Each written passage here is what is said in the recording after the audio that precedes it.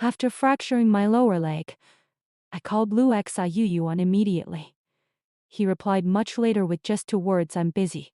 A nurse watched me struggle through the admission procedures and asked if I had no family.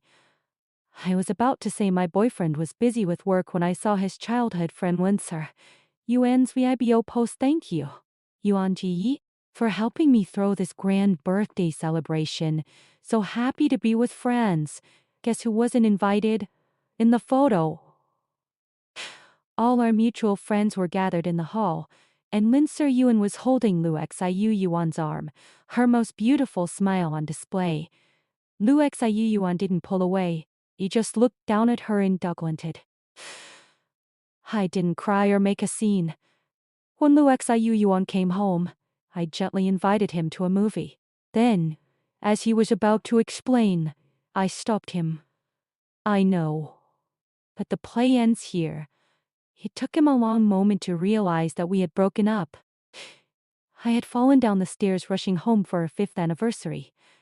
My first thought was to have Lu Xiuyuan come get me, but no one answered. Much later he just replied, "I'm busy." I never disturbed him at work, so I handled the admission and cast all by myself. Then I saw Linser Yuan's post. My crutch hit the floor with a sharp crack. I commented below, "Wishing you happiness forever." When Lu Xiuyuan came home and found me packing, he demanded to know why I was being so sarcastic on Sir Yuan's post. I said fine. I'd delete it. He froze. Usually, I would have pulled out photos and interrogated him. But I said nothing. Impatient, he grabbed my arm. He pulled too hard, and I stumbled onto the sofa. Only then did he notice my cast. He rushed to help me, but I shook him off. "No need, thank you." I kept packing and didn't look back at him for several minutes. He asked what was wrong. "Nothing," I said, smiling as I pulled 2 movie tickets from a box. "Let's go see that movie we talked about." He asked if I was really not angry. I said it was childish of me before. Let's not mention it again. Let's just enjoy the movie. In the theater, his phone vibrated many times. The caller ID showed Sir Yuan's sweet selfie, with the name Ruan. He declined the calls and placed his hand over mine, squeezing gently. Then a message came through. "Do you want GE? I'll really die if you don't come. I'm so scared." Linser Yuan had depression. When she had an episode, she would hurt herself, and only Lu Xiuyuan could talk her down. At first, I encouraged him to go. But I later realized she never actually hurt herself, so I asked him to stop. That time, he pushed me onto the sofa and yelled, "She's sick. Why can't you stop competing with a patient?" Then he left me alone, and I sat with my birthday cake until dawn. So when his hand hesitated over the decline button this time, I smiled gently, took his phone, answered the call, and handed it back. "Go," I said. "Come back soon." He squeezed my hand hard, stood up, and walked out. The 2-hour movie ended, and Lu Xiuyuan hadn't returned. The winter night was cold. I leaned against a lamppost and wrapped my coat tighter. Linser Yuan posted another Weibo, a photo of her slender calf being held by a long-fingered hand, the other hand dabbing a cotton swab on her scraped ankle.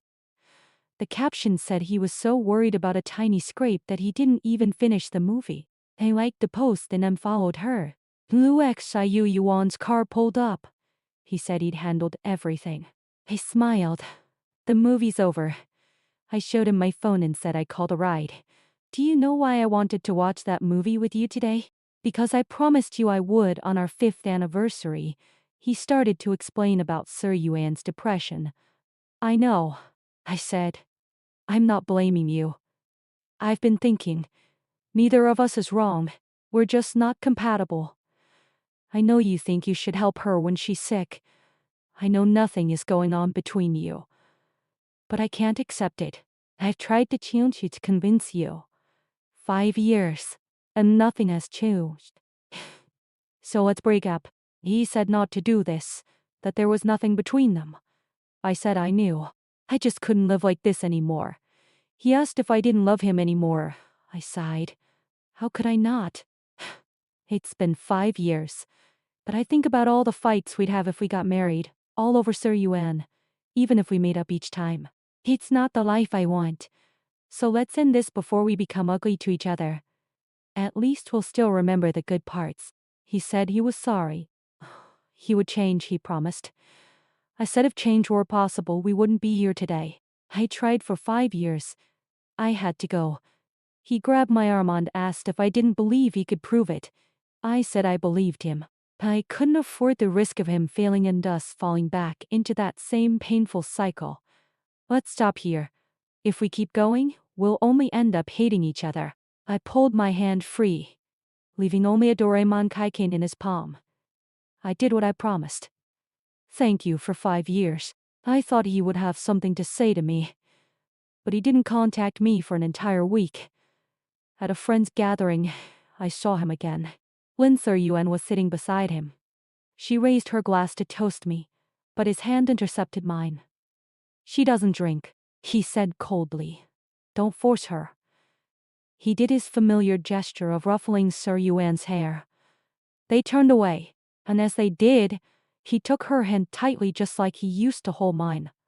His friends started teasing them, calling them the golden couple, wondering why he always used to hide her and bring the other one around instead. The other one meaning me. Luoxi Sayuyuan glanced my way, smiled faintly, and said, "What are you talking about? I bring whoever I want. We're family." I raised my glass to him. May you two marry soon. I drank it all in one gulp, took my friend's arm and walked away. Walking past a private room, I heard his voice. Don't treat her like that again. This is the last time. His friend asked, do you actually like her bossing you around? I didn't stay to hear more. Waiting outside for my friend, he suddenly wrapped his arms around me. He whispered that he was sorry, that he had been lying. He shouldn't have taken his friend's bad advice to ignore me for 5 days. He was going crazy. I said, honestly, if you really didn't want to contact me, I'd be relieved. He asked if there was really no going back. I said, I'm insecure, cowardly, love stupid, but I have one good quality when I decide something. I never look back. He started contacting me again. Simple greetings, holiday wishes. Like a friend. Then one day he showed up outside my office with a red box. Inside was traditional bridal gold jewelry. He said his parents had come to Beijing and prepared it for us. I froze. They didn't know we had broken up? He hadn't told them. His mother was holding on just to see him get married and have children. She was very ill when she first met me. Knowing I had lost my parents early, she had treated me like her own daughter. He begged me to take the jewelry, just to keep her happy until she passed. I hesitated. Then I said yes. I would return it afterward, over New Year's. He brought me to his parents' home. When we opened the door, Lin Sir Yuan was there, laughing in his mother's arms. She threw herself at him. Didn't expect me to come for New Year's, did you? He pushed her away quickly, glancing at me. His father said Sir Yuan hadn't been home in a long time and was just staying for dinner.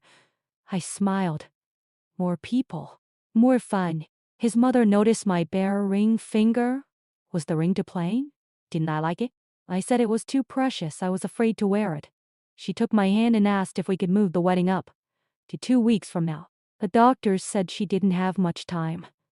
She was afraid she wouldn't live to see it. I froze. I looked at him. He looked back at me with hope in his eyes. Before I could answer, a cry came from the kitchen. Sir Yuan had fallen and cut her finger. I glanced at the cut. It was clean and straight, as if she had drawn the blade across it herself. In the past, I would have called her out. Now, I just smiled and offered to get a bandage. She grabbed at him, and he caught her. She said she was afraid of blood. He looked at me. He said it was a special situation. I said I knew. Go. Don't delay her treatment, he said. Take care of things here. I nodded, picked up the kitchen knife, and turned away. He didn't come back that night. I stayed with his parents on the sofa and heard the first bell of the new year. His mother looked at me and asked about the wedding date. I watched the fireworks through the window and said, "Okay." My phone lay beside me. On its screen was Sir Yuan's newest Weibo post, a photo of him carefully applying a bandage to her finger. The caption read, "The first bell of the new year belongs only to us." The day I returned to work, he drove me. His mother said I had agreed to the wedding. I said I lied. I had hidden the gold under the bed. He could pick it up later. "How can I earn your forgiveness?" he asked. I said we weren't wrong, we were just incompatible. He thought he should help his childhood friend, and I couldn't stand my boyfriend spending time with another woman. 5 years of trying to change each other, and it hadn't worked. The New Year's incident proved it. So let's just be friends. I was getting a promotion. Soon I would be making $1 million a year. I planned to focus on work for years to come. "Congratulate me." His eyes reddened. He reached out, then pulled his hand back. "Congratulations." "Thank you." I opened the car door. "Actually, I think Sir Yuan is fine. I don't like her, but she's sincere about you. If you to get married, invite me. I'll give you a big red envelope." "Don't," he said weakly. I smiled. "Goodbye." A long time passed. When he contacted me again, his voice was hoarse. He was leaving. Would I come see him? He stood outside my office in that familiar gray coat, dark circles under his eyes. He was going to a different city. I asked why. He was poised to make millions here. He just didn't want to stay anymore. I asked why he couldn't just say he wanted me to stay. He looked at me with a faint hope in his eyes. "If you tell me to stay, I'll stay." I laughed. "I'm just worried that if your career fails there, you'll blame me for ruining your prospects." He smiled bitterly. He just wanted to take his parents back home to spend more time with his mother. The day he left, I went to the airport. He saw me, turned back, and walked quickly toward me, surprise and joy on his face. I put a thick red envelope into his coat pocket. "My savings over the years. Buy something for your parents." He refused. I said it wasn't for him. His parents had been so good to me for 5 years. I would always be grateful. If they needed anything, I would help. Mentioning his mother made his eyes redder. I asked if he had quarreled with Sir Yuan. He said they were done. That explained it. He had been calling and texting me nonstop, threatening to die if I didn't give him back to her. He smiled helplessly. "Even if she did it for real. What does that have to do with me? We never should have been so careless." I smiled. "Is this a confession?" He nodded. "But it's too late, isn't it?" I nodded. Tears glistened in his eyes. I said it was time. He asked for one last hug. I said no. "Go. Don't make a scene." His voice was full of timid hope. "Just one hug. Please." My eyes stung. I laughed and pushed him. "Go. Don't do this. If you do this, I'll." He stepped toward me, arms open. In that instant, my nose caught his familiar scent. Against my better judgment, I lifted my hands too. As he was about to reach me, I turned sharply and walked away fast, almost running. Behind me, he called my name. I kept going. Outside the airport, the plane took off. I touched my cheek. It was wet. After that, we had no news of each other for a long time. After his mother passed, I went alone to sweep her grave. As I left, a familiar car was parked not far away. A familiar figure leaned against it, wearing a similar gray coat. I rubbed my eyes, then I got into my own car. Later, he sent a message. "You came." "Yes." He didn't reply again. When I was tidying my clothes, I found a small piece of paper in my pocket. The ink had long since blurred, the words illegible. Perhaps an old reminder I had written to myself. I threw the crumpled paper into the trash. Luo Xiuyuan's perspective. I was behind her that day at the cemetery. I didn't think she would want to see me.